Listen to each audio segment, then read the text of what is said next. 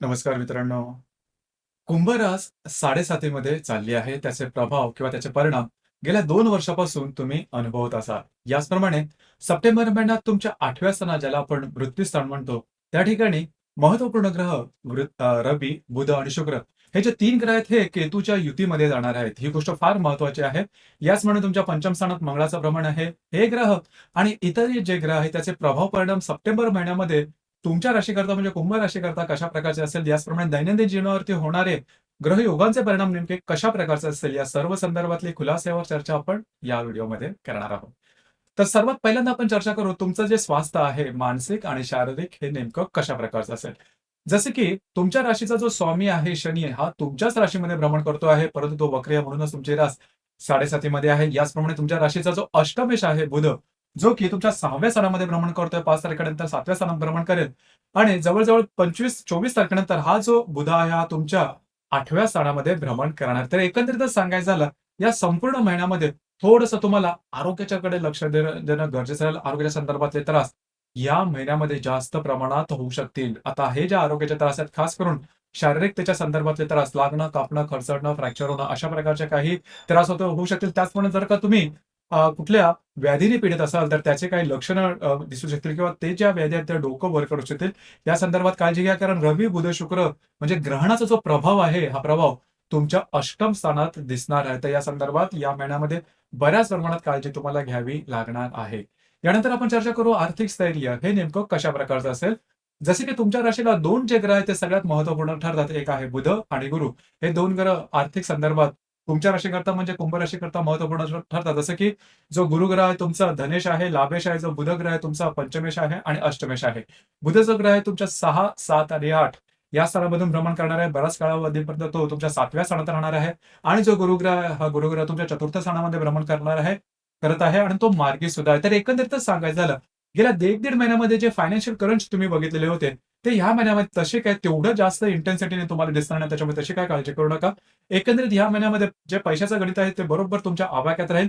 दुसरी महत्त्वाची गोष्ट म्हणजे जर का तुम्ही शेअर मार्केटमध्ये ट्रेड करत असाल, तर त्या संदर्भातले काही लाभ तुम्हाला या महिन्यामध्ये नक्की मिळू शकतील. तर या संदर्भात आर्थिक संदर्भात तशी काही काळजी करण्याची आवश्यकता अजिबात नाही. गृहसौख्याबद्दल सांगायचं झालं तर तुमच्या राशीचा जो चतुर्थेश आहे शुक्र, जो की तुमच्या अष्टमात भ्रमण करतोय आणि दिनांक 19 तारखेनंतर स्वतःच्या राशीमध्ये तो भाग्यामध्ये भ्रमण करणार आहे. शुक्र जो ग्रह आहे, हा तुमच्या राशीकरता अतिशय महत्त्वपूर्ण ग्रह आहे, कारण तो तुमच्या चतुर्थेश आहे, भाग्येश आहे. दुसऱ्या भाषेमध्ये त्याला राजयोगकारक ग्रह असं सुद्धा म्हणतात, जो की दिनांक 19 तारखेनंतर स्वतःच्या राशीमध्ये भाग्यामध्ये भ्रमण करणं अतिशय उत्तम अशा प्रकारची ही गोष्ट आहे. जवळ-जवळ 20-22 तारखेनंतरचा जो कालावधी आहे तुमच्या राशीला बराचसा व्यवस्थित राहील, कारण शुक्राचं भ्रमण भाग्यातलं हे तुमच्यासाठी उत्तम राहील. घरातले जे व्यक्ती असेल त्यांच्यावर इंटरॅक्शन खूप चांगल्या प्रकारचं राहील.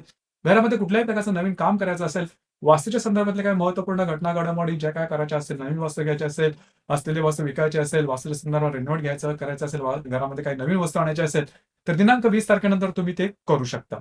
यानंतर आपण चर्चा करणार आहोत लव्ह लाईफ बद्दल. तुमचं लव्ह लाईफ कशा प्रकारचं असेल. तर लव्ह लाईफ काही ठीक-ठाक नव्हतं तुमचं. गेल्या काही महिन्यामध्ये तुम्ही बघितलं असेल, की थोडंसं तुम्ही जर का तुम्ही ज्या व्यक्तीच्या रिलेशनशिपमध्ये असाल, तर ज्याला आपण विसंवाद वगैरे म्हणतो, हे बऱ्याच प्रमाणात दिसत होते. तर या महिन्यामध्ये त्यामध्ये बऱ्याच प्रमाणात गोष्टी व्यवस्थित होतील, मार्गी लागू शकतील. कारण तुमचा राशीचा जो पंचमेश आहे बुध हा तुमच्या पंचम, सप्तम आणि अष्टम स्थानामध्ये भ्रमण करणार आहे ना, सप्तम स्थानात बराच कालावधीमध्ये तो विराजमान असणार आहे. त्यामुळे तुमचं जे लव्ह लाईफ आहे, हे त्या त्या व्यवस्थित जाईल त्याची काळजी करू नका. इथे एक गोष्ट सगळ्यात महत्त्वाची आहे, ती म्हणजे पंचम स्थानात भ्रमण करणारा मंगळ. हा जो आहे, हा थोडाफार त्रास देऊ शकेल, परंतु काळजी करू नका. गोष्टी अगदी टोकाच्या वगैरे काय होणार नाहीत. याचप्रमाणे सगळ्यात महत्त्वाचं म्हणजे ज्या गर्भवती महिला आहेत, त्यांनी स्वतःच्या आरोग्याकडे लक्ष देणं अत्यंत आवश्यक राहील. छोट्यातली छोटी गोष्ट जरी तुम्हाला जाणवली आरोग्याच्या संदर्भात, लगेचच्या लगेच डॉक्टर इलाज करणं गरजेचं राहील.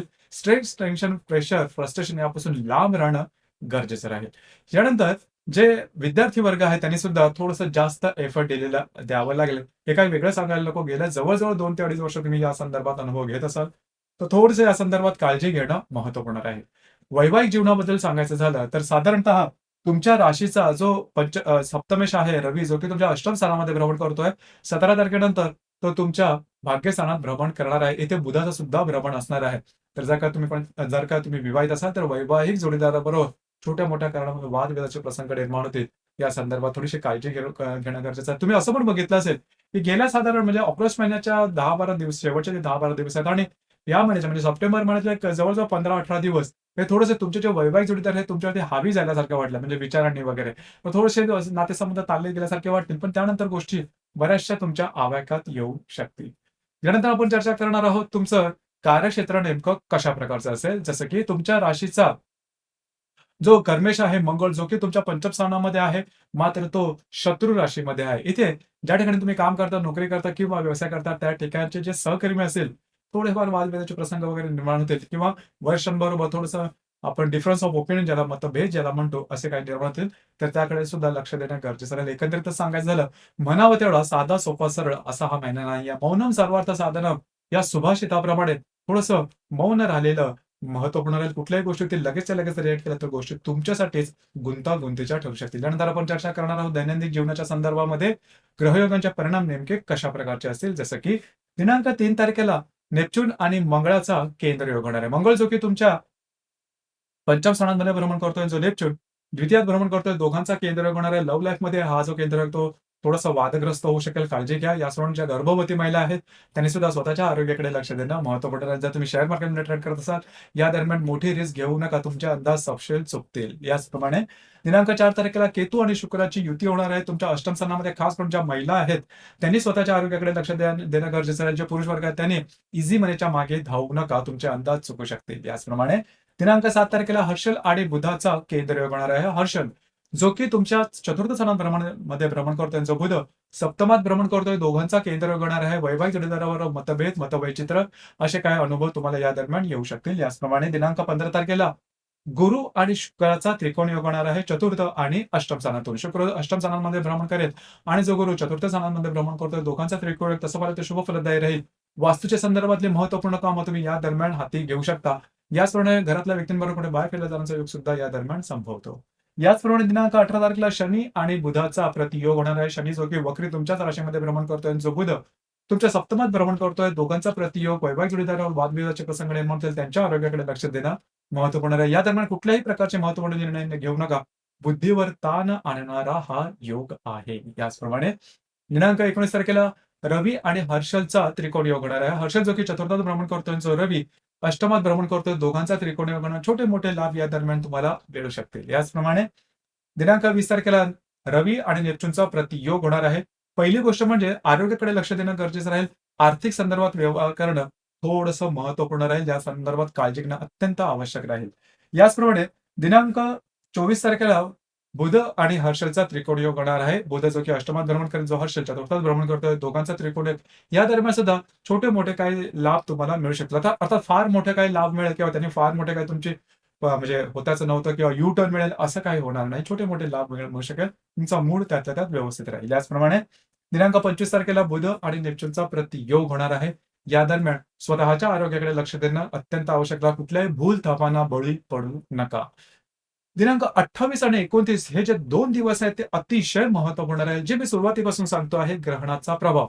तर रवी आणि बुध हे दोन्ही ग्रह आहेत ते केतूच्या युतीत जाणार आहे. 28 आणि 29 तारखेला तुमच्या अष्टम स्थानाला मृत्यू स्थान असं सुद्धा म्हणतात. आता मृत्यू स्थान म्हणजे प्रत्यक्ष मृत्यू वगैरे असं काही नाहीये. थोडंसं मृत्यू समवेदना किंवा मृत्यू सम त्रास अशा प्रकारच्या काही गोष्टी या दरम्यान होऊ शकतील जर का तुम्ही चुकीचे निर्णय घेतले तर. तर 28 आणि 29 तारखेला कुठल्याही प्रकारचे महत्त्वपूर्ण निर्णय छोटे असेल किंवा मोठे घेऊ नका. आव्हान ज्याला भूलथावांना बळी पडू नका. मोहाला बळी पडू नका. ही गोष्ट अतिशय महत्त्वपूर्ण आहे. कुठल्याही प्रकारचे नवीन निर्णय, स्ट्रेस, टेन्शन किंवा ज्याला आपण रिस्क फॅक्टर म्हणतो, जोखीम म्हणतो ती घेऊ नका. त्यावेळेस तुम्हाला ते उत्तम वाटेल आणि त्यावेळेस तुम्ही खूप कॉन्फिडंट सुद्धा असाल. कारण तुमची जी रास आहे थोडी त्रासामध्ये चाललेली आहेत. कधी-कधी आपण ज्या त्रासातून मुक्त होण्याकरता लवकरात लवकर सक्सेस होण्याकरता रिस्क घेतो आणि रिस्क कधी-कधी अंगलट येते. तशाच प्रकारचा अनुभव तुम्हाला या दरम्यान येऊ शकेल. 28 आणि 29 हे 2 दिवस लक्षात ठेवा. अतिशय महत्त्वपूर्ण राहतील.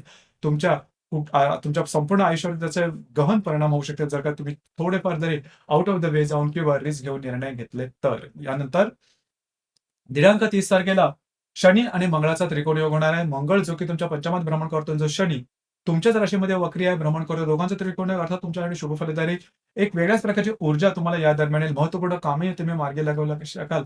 आणि दुसरी महत्त्वाची गोष्ट म्हणजे जी कामं होत नाहीत, ज्या कामात अडथळे येतात ती कामं स्वतःच्या हिमतीवरती पूर्ण करू शकाल. भाग्याची साथ सुद्धा या दरम्यान तुम्हाला उत्तम लाभेल.